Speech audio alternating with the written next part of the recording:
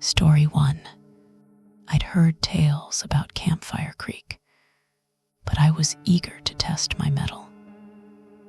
A week alone in the woods seemed like just the ticket after the year I'd had. My old tent pitched under the towering pines. I felt at peace. Day 1, nothing out of the ordinary. The forest hummed with life, bird song, rustling leaves, the crunch of gravel beneath my boots as I explored. At night, the fire crackled, casting dancing shadows that played tricks on my eyes. But it was cozy, familiar even. On day 2, I noticed small things. My camp chair, placed neatly by the fire pit before bed, was found tipped over in the morning. I'd left a half-eaten apple on the picnic table. Now it was gone, core and all. No critter tracks, though, just missing. I shrugged it off, attributing it to wind or forgetfulness. But as days turned into nights, more strangeness piled up. My flashlight went dimmer each time I used it, despite fresh batteries. The compass spun wildly, no matter how steady my hand. And always, there was that presence. You know that feeling, like being watched, but not by anything you can see. It was like that all the time. A prickling at the back of my neck, a coldness creeping up my spine when I knew nobody was around. Yet, every time I turned, nothing was there, just more forest. I tried to brush it off as paranoia, fatigue playing tricks on me. But then came the footsteps. Night 4, I woke to them. Heavy footfalls, crunching leaves, and snapping twigs around my tent.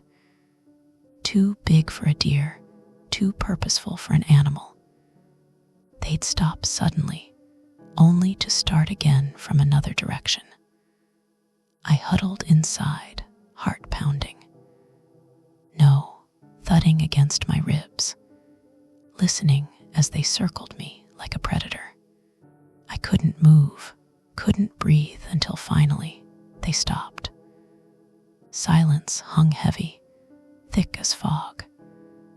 Then, just as suddenly, they started up again, this time retreating deeper into the woods. I stayed awake, shaking, until dawn broke. That morning, I packed up. I wasn't going to stick around for whatever was out there. But when I tried to leave, my truck wouldn't start. The engine groaned and coughed, but refused to turn over. No cell signal, no way to call for help. I was stuck. Resigned, I set up camp again, determined to make the best of it. I gathered firewood, cooked myself dinner. As night fell, I sat by the fire, trying not to think about what might be lurking nearby. Suddenly, I heard it, a low rumble like distant thunder. Only there weren't any clouds in the sky. It grew louder, more insistent, vibrating through the ground beneath my feet. My heart picked up pace. As realization dawned, this wasn't some natural phenomenon. This was something else. The rumbling intensified, shaking the trees, sending leaves raining down around me. I covered my ears, screaming for it to stop. And suddenly, as abruptly as it had begun, it did. Silence descended like a shroud. I peeked out from behind my hands, eyes wide with fear and confusion. There, standing at the edge of my campfire light, was a figure, tall and unmoving. It was too dark to make out details, but I could feel its gaze on me, heavy as a weight. It stepped forward into the light. No face, just darkness where there should have been features. A black void staring right at me. I couldn't move, couldn't scream, couldn't even blink. All I could do was watch as it took another step towards me, then another, until my truck roared to life behind me, headlights flooding the area with light. The figure vanished like smoke. Blinking rapidly, I turned to look at my vehicle, engine running smoothly now. Without a moment's hesitation, I grabbed my things and left, never once looking back. I don't know what was out there in those woods. Maybe it was just a figment of my imagination, a product of fear and isolation. Or maybe not. All I know is I'll never set foot near Campfire Creek again. Some things are better left unseen. Story 2. I'd been looking forward to this weekend for months. A chance to escape the city, ditch my phone, and just breathe. I packed the car Thursday night, eager to hit the road first thing Friday. My destination, a secluded spot in the national park, far from the usual campground crowds. The drive was peaceful, but as I turned off the main road onto a bumpy dirt track, something felt different. The trees seemed too close, the shadows too dark. I shook it off, blaming my overactive imagination on too many late-night horror movies. I found a flat clearing, set up camp, and built a fire. As I cooked dinner, an eerie silence settled around me. No crickets, no birds, not even a rustle of leaves. It was unsettling, but I told myself it was just the calm before a storm. After eating, I leaned back against my chair, watching the fire dance and listening to the wind blow through the trees. Then I heard it, a soft thud from deeper in the woods, like something heavy hitting the ground. I froze, heart pounding in my chest. Probably just a prank. H falling, I thought, but my skin prickled all the same. I decided to turn in early, hoping sleep would chase away this creeping unease. I zipped myself into my tent, listening as the wind picked up outside, whistling through the trees like a mournful tune. The tent flap rustled, and I could have sworn I heard breathing, slow, steady breaths that didn't sync with mine. I told myself it was just the wind, but my heart thumped in my ears. Sleep came eventually, but it was fitful. Every snap of a twig, every gust of wind had me jolting awake, eyes scanning the darkness inside the tent. When dawn finally broke, I stumbled out, bleary-eyed and on edge. Breakfast was quick. Cold cereal eaten standing up, eyes darting to the woods every few seconds. As I washed my bowl in a nearby stream, something caught my eye. A flash of white buried in the undergrowth. I picked it through the brambles. An old tent peg, rusted and worn. It looked familiar. I shook off the thought, packed up camp, and hit the hiking trails. The park ranger had recommended a loop that would take most of the day. As I walked, I kept catching glimpses of something out of the corner of my eye. A flash of color, a movement too quick to register. But every time I turned to look, there was nothing. The trail led me deeper into the forest than I'd ever been before.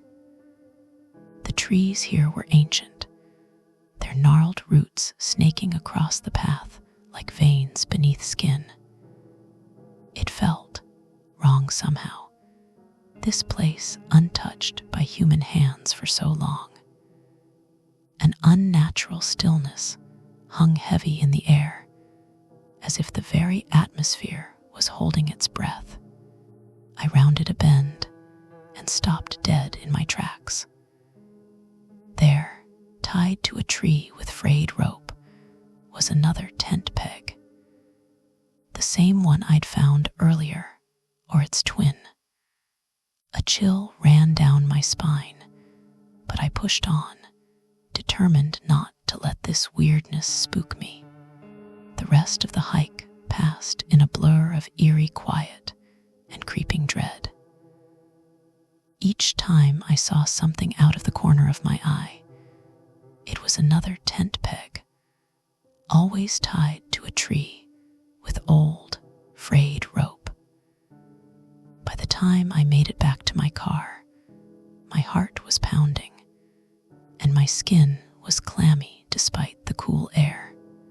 I grabbed my things from the campsite, eager to put this place behind me.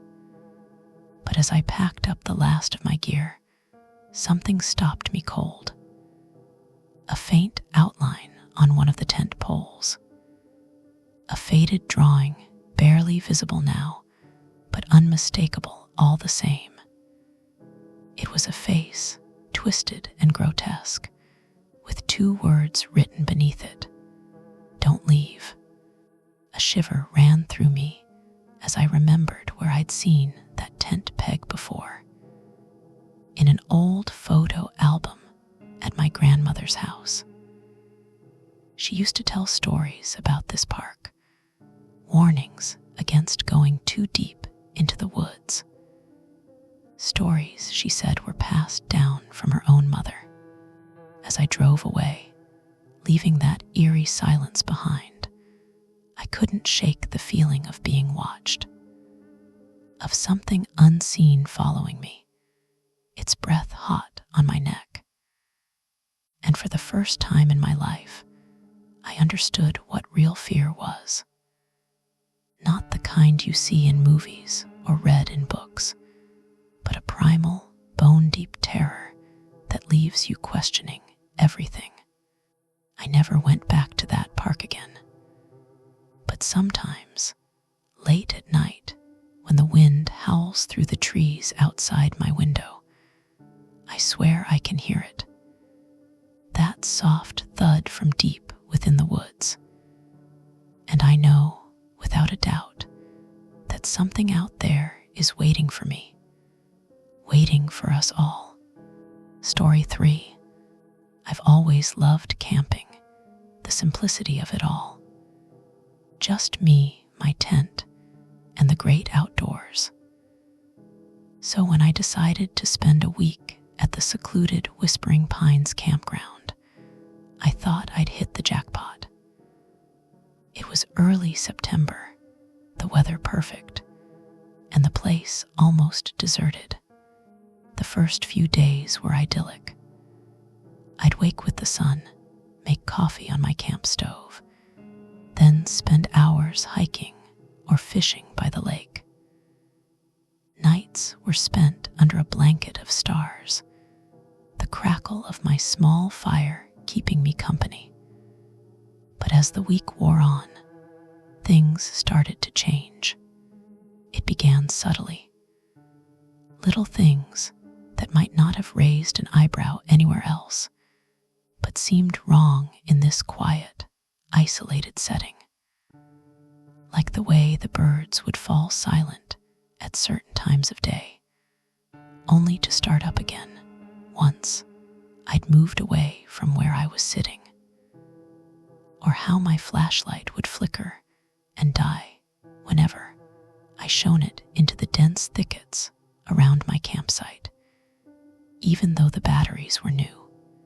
I dismissed these as minor annoyances, attributing them to my imagination running wild in the quiet. But then came the footsteps. Every night, around midnight, I'd hear soft, crunching sounds outside my tent, like someone was walking slowly, deliberately through the gravel near my tent. I'd hold my breath, listening intently, but they'd always stop abruptly, leaving me unsure if I'd heard anything at all.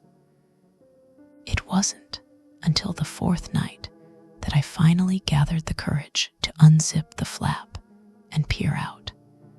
The campground was still, bathed in silvery moonlight. Nothing moved except for the gentle rustle of leaves high above.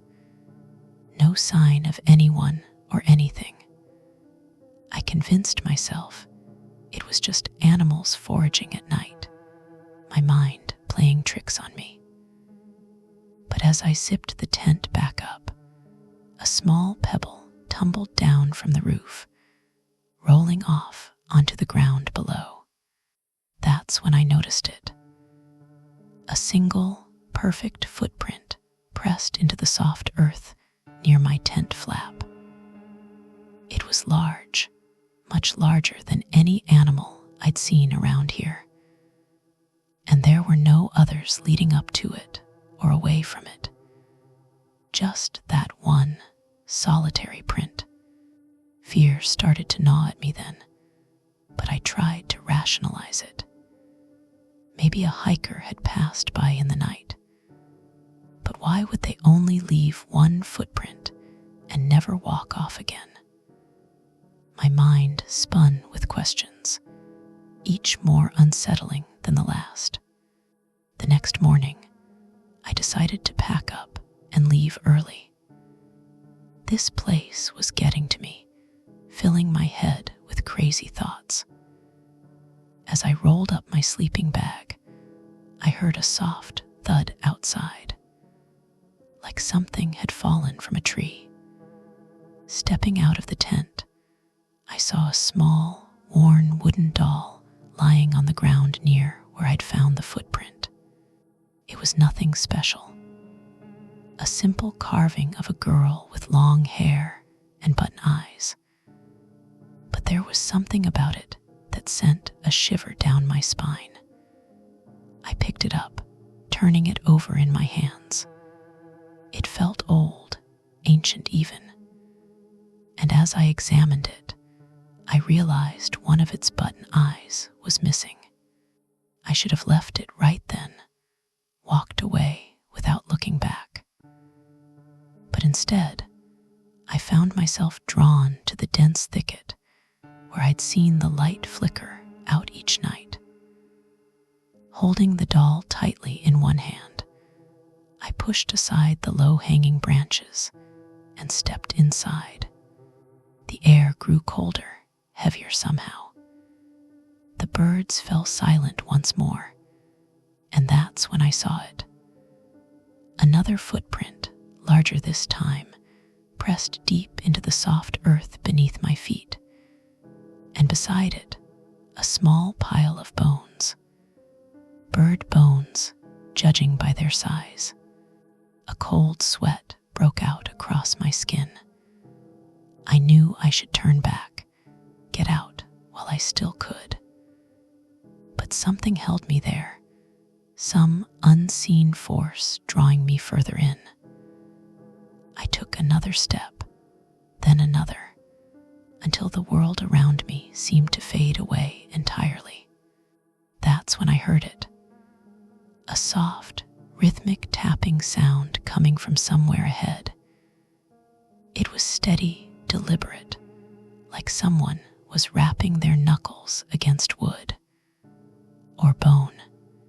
I froze, listening intently as the sound echoed through the thicket. It seemed to beckon me forward, urging me closer with each tap. My heart pounded in my chest, or at least, it felt like it should have been pounding.